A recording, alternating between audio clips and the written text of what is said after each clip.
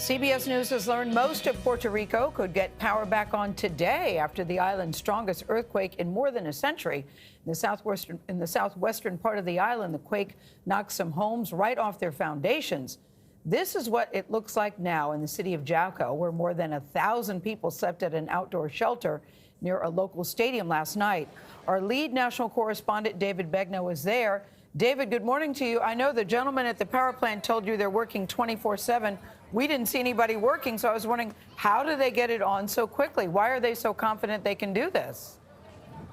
Well, Gail, they got generation from a private plant and another one from a government-owned plant, enough to generate the electricity they need to give power back to 80% of the customers here. And let me tell you something, social media is lighting up this morning with folks saying, power's back on and my water's back on. But just as soon as it comes on, it goes off. It's unreliable.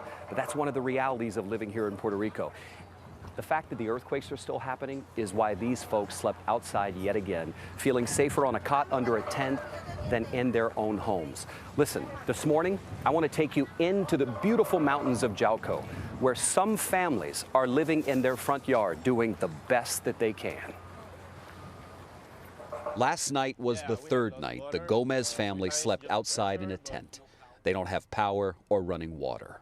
I try to call my kids, but it's very difficult. Mom, Jenny, says she can't stop worrying about another aftershock. She and her husband, Jose, prepare to live outdoors indefinitely. We got doubts about sending our kids back to their school, because where my kids study is a 100-year building. And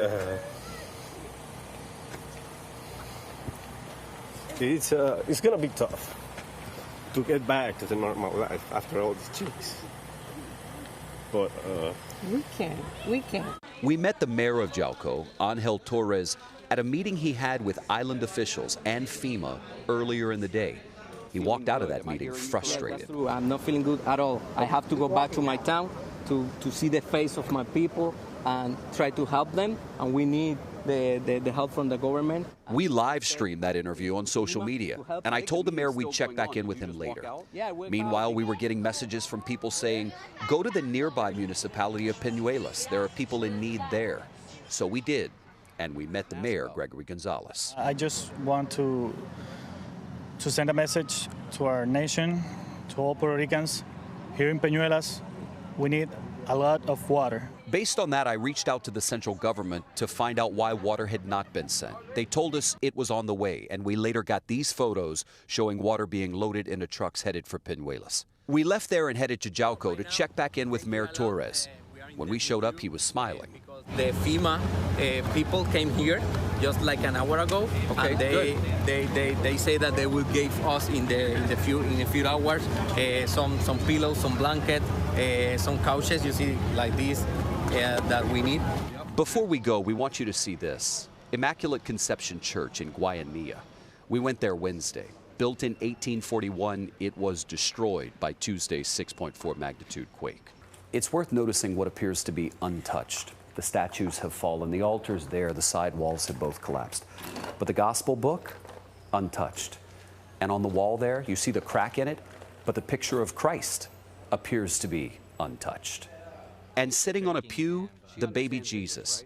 The church pastor told this young man, Luis, to take it to his mother and ask her to care for it until the church is rebuilt. When he placed it in his mother's arms, she cradled it like it was her own child and wept.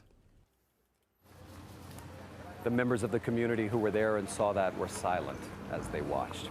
Since December 28th, there have been more than 2,000 earthquakes to hit Puerto Rico. 60 of those were actually felt, and Gail, 3 of them happened just today. Oh boy, still there's things encouraging there. Thank you very much, David Begnaud, reporting from Puerto Rico. That scenes from the church is very touching. Yeah, the indeed. book is open, the picture of Jesus is okay.